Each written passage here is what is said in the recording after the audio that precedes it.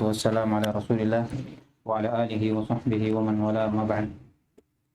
Nah, Bismillahirrahmanirrahim. Alhamdulillahi rabbil alamin wassalatu wassalamu ala Rasulillah wa ala alihi wa sahbihi wa sallam man tabi'ahum bi ihsan ila yaumiddin amma ba'd.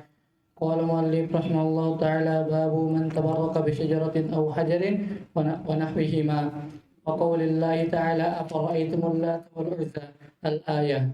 عن أبي واقد الليثي قال خرجنا مع رسول الله صلى الله عليه وسلم إلى حنين ونحن حدثاء عهد بكفر وللمشركين سدرة يعكفون عندها وينوتون بها أسلحتهم يقال لها ذات أنوات فمررنا بسدرة فقلنا يا رسول الله اجعل لنا ذات أنوات كما لهم ذات أنوات فقال رسول الله صلى الله عليه وسلم الله أكبر إنها سنن قلتم والذي نفسي بيده كما قالت بنو إسرائيل لموسى اجعل لنا إلها كما لهم آلهة قال إنكم قوم تجهلون لتركبن سنن من كان قبلكم رواه الترمذي وصححه. qala rahimahullah bab man tabarraka bi syajarin aw hajarin aw nahwihima. Ini masih berkaitan tentang sebelumnya. Jadi dari kesyirikan adalah bertabarruk dengan pohon atau batu atau yang semisal dengannya dari tempat-tempat atau sesuatu yang diagungkan, dikeramatkan. Misalnya kita seorang bertabarruk di situ. Ini dari hal-hal yang disebutkan dari kesyirikan. Lihat ya. Nah, ini syirik sebagaimana yang antum ketahui. Bisa masuk dalam syirik besar, bisa masuk dalam syirik kecil.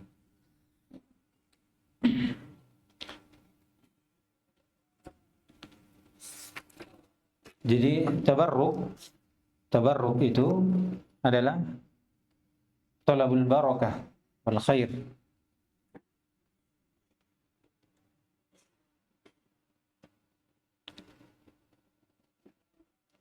Jadi tabarruk meminta berkah atau kebaikan. Dan barakah itu disebutkan adalah an-nama wa ziyadah, tumbuh, berkembang. Atau biasa disebut dengan al-barakah, yaitu subutul khair atau kasratul khair. Jadi kalau dikatakan tabarruk itu meminta tambahan kebaikan atau tetapnya kebaikan.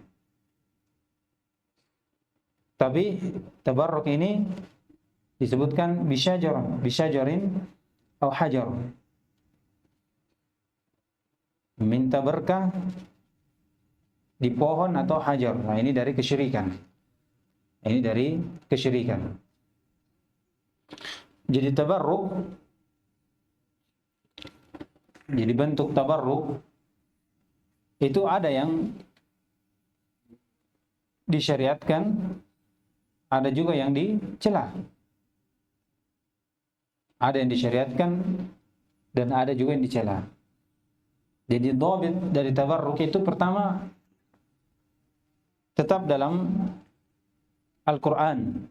Jadi ada dalilnya seorang sehingga bertabarruk dengan sesuatu tersebut.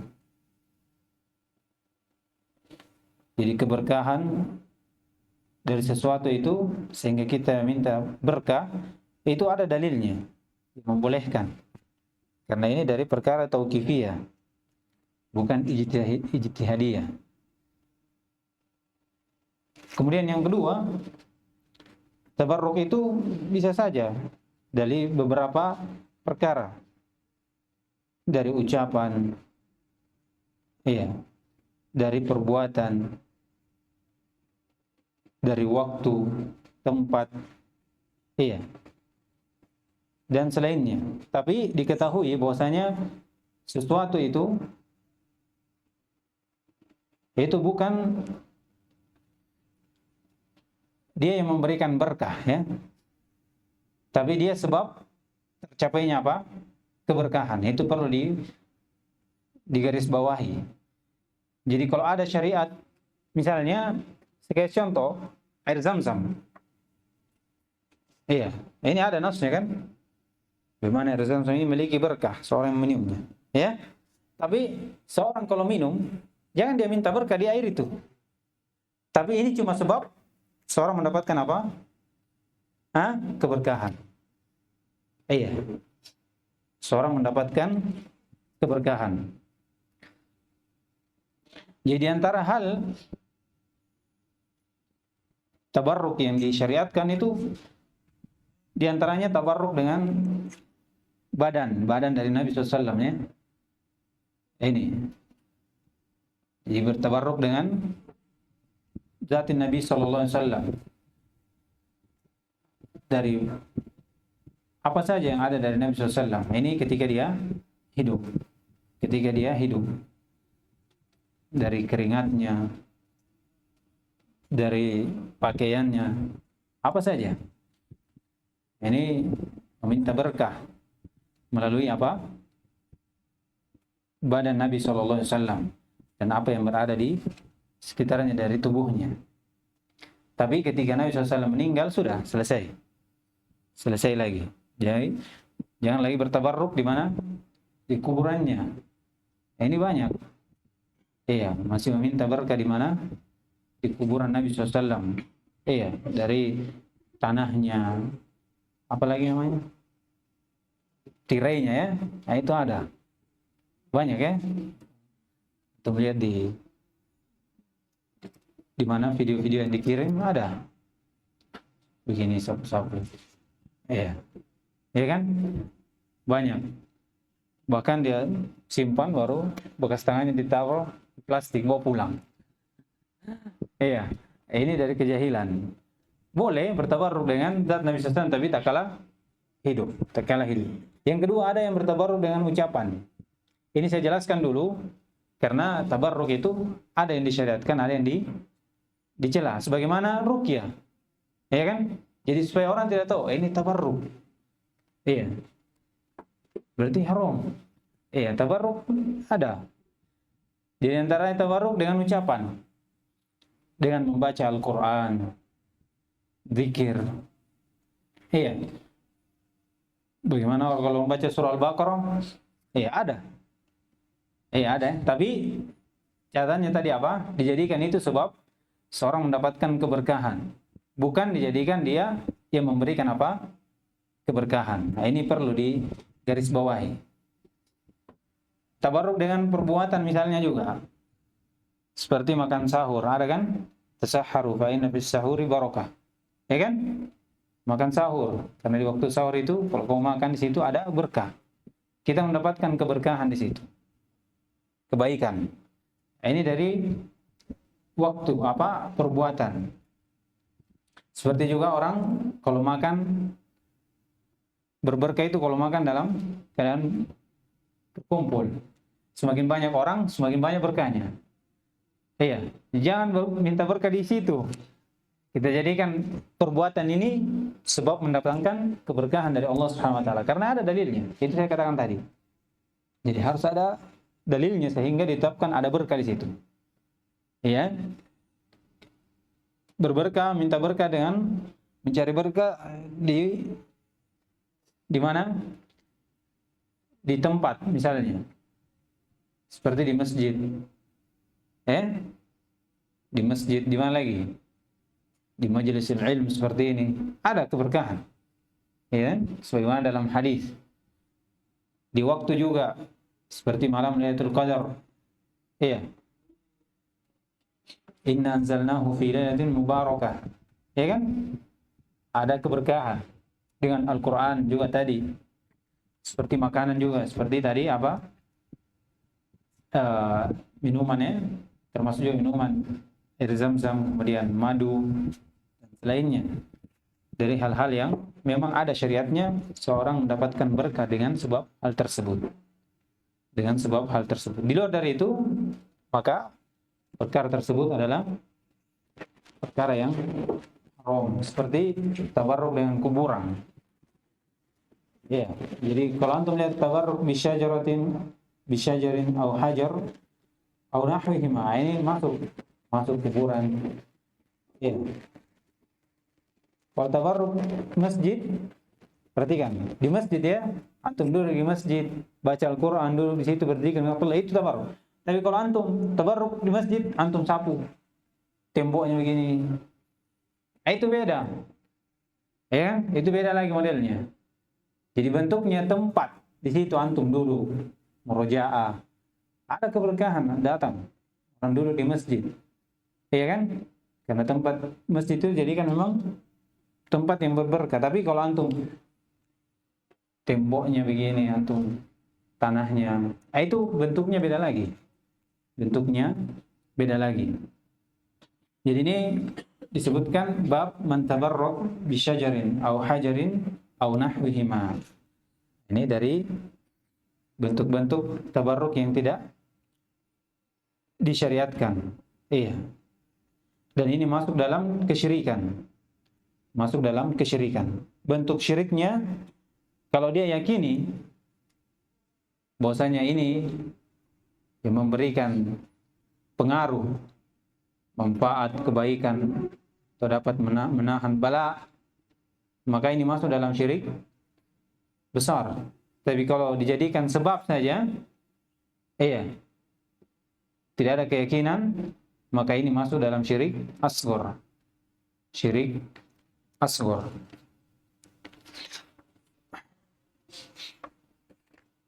Kata beliau, wa qaulillahi ta'ala afaraitumul lata wal uzza, ini ayat, wa manata tsalisata al-ukhra. Ini ayat menunjukkan tentang syirik besar. Ya? Syirik besar. Sedangkan permasalahannya di sini apa? Permasalahan syirik kecil. Ya, ini sudah kemarin kita sudah berikan penjelasan bahwasanya kadang permasalahan syirik kecil itu diambil dalil dari syirik besar. Syirik besar. Dan ini sudah berjalan di beberapa bab. Bagaimana musannif rahimahullah kadang seperti itu. Dia membahas tentang syirik kecil, namun berdalil dengan apa? Syirik besar. Syirik besar. Pada hakikatnya juga apa yang disampaikan oleh musannif tentang bab ini itu rinciannya ada, sebagaimana yang kita ketahui. Bisa masuk dalam syirik besar, bisa masuk dalam syirik kecil. Jadi katakan Allah berfirman, afaraitumul lata wal uzza wa manata tsalisata al-ukhra. Ini 3 sembahan. Dikatakan sembahan yang paling besar di ketika itu di mana? Untuk orang Arab. Jadi dikhususkan 3 saja karena ini yang paling terkenal, paling besar dari sembahan-sembahan orang Arab pada saat itu. Kata beliau, afaraitumul lata. Ini lata ada 2 bacaan ya. Lata bitakhfif. Lata. Ada bitasydid, dikatakan lata. Ta'nya ditasydid 2. Ta'nya ditasydid 2. Ini bacaan dari Ibnu Abbas, Ibnu Zubair, Mujahid, dan selainnya dari para imam.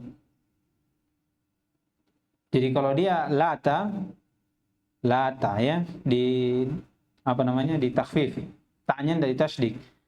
Ini diambil dari kata ilah. Ini sudah lewat. Ini bentuk apa? Ilhad ya. Ilhad fi asma'illah. Menjadikan nama Allah Subhanahu wa taala itu dipecahkan kemudian dinamai siapa? Sembahan-sembahan mereka. Jadi Lata dari pecahan nama Allah Subhanahu wa taala Al-Ilah. Al-Ilah. Jadi Lata ini itu batuan, sembahan. Jadi dia bentuknya benda yang dijadikan sembahan. Yang dimana seorang itu meminta keberkahan di situ, meminta dari kebutuhan-kebutuhannya. Iya. Ini kalau ditakfif. Kalau Lata di tasydid, ini seorang yang membuat roti. Lata yalutu, Lata. Ini manusia, orang soleh yang membuat roti untuk orang-orang yang datang berhaji. Kemudian dia meninggal, kemudian kuburannya diagungkan. Iya, kemudian kuburannya diagungkan. Jadi dua dan semuanya sama, tidak ada bedanya ya. Yang satu bebatuan besar, seorang meminta hajat di situ, minta berkah, tabarruk di situ, bahkan i'tikaf di situ, tawaf di situ. Iya. Ini benda besar. Yang kedua, dia manusia, orang soleh, iya, seorang yang selalu berbuat ihsan, buat makanan untuk orang-orang haji. Kemudian dia meninggal, kemudian diagungkan kuburannya. Agungkan kuburannya. Ini apa? Lata. Kemudian yang kedua Uzza. Ini nama-nama sembahan semua ini di Arab. Iya, ini yang paling besarnya dari sembahan dari orang Arab. Al-Uzza ini pecahan dari Al-Aziz, nama Allah Subhanahu wa taala Aziz. Pecahan dari nama Allah Subhanahu wa taala Al-Aziz. Ini juga Aziz atau Uzza. Al-Uzza ini itu pohon.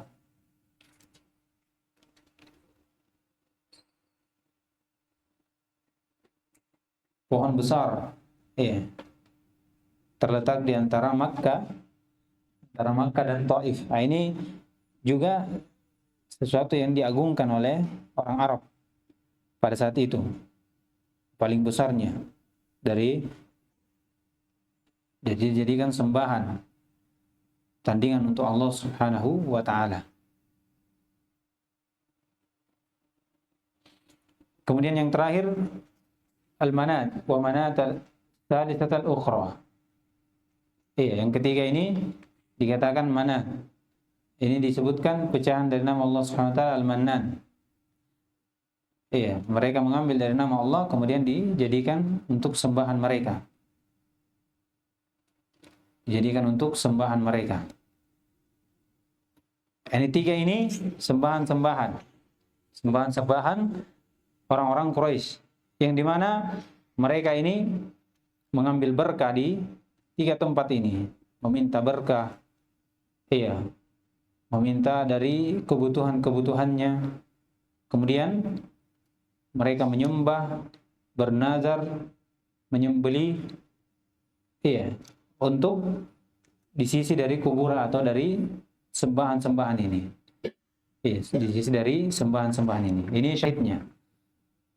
Dibawakan dengan dalil tentang kesyirikan besar, di mana mereka meminta berkah dan keyakinan bahwasanya benda ini, pohon ini, batu ini, dan orang yang meninggal ini dari orang soleh bisa memberikan berkah untuk kehidupannya, dari anak-anaknya, hartanya, usahanya, dan selainnya, dari apa yang dia inginkan diberkahi tentang kehidupannya. Ini yang pertama dari dalil. Jadi kecocokannya di mana? Bahwasanya mereka ini dari kaum musyrikin itu mengambil berkah di mana? Di sembahan-sembahan mereka. Disebutkan Al-Lata ini apa? Batu, ya kan? Batu. Ini dari bacaan takhfif Lata. Kemudian Uzza ini pohon, ya, pohon. Demikian pula apa? Al-Manah. Ini juga dari bebatuan di mana seorang itu dari apa namanya kaum Quraisy itu meminta berkah. Kalau dikatakan mana sesuatu itu apa namanya batu itu dikatakan mana karena banyaknya darah yang di mana dialirkan di sisi dari batu itu. Jadi mana dikatakan mayumna. Yumna artinya yurok. Dialirkan. Jadi dikatakan mana karena banyaknya darah yang dialirkan di sisi dari batu itu. Perhatikan. Itu darah dialirkan untuk apa? Hah? Untuk sembelihan, untuk nazar. Perhatikan. Itu dari sembahan-sembahan selain Allah Subhanahu wa taala yang mereka menyerahkan ibadah nazar atau ibadah sembelihan itu kepada selain Allah Subhanahu wa taala. Baik.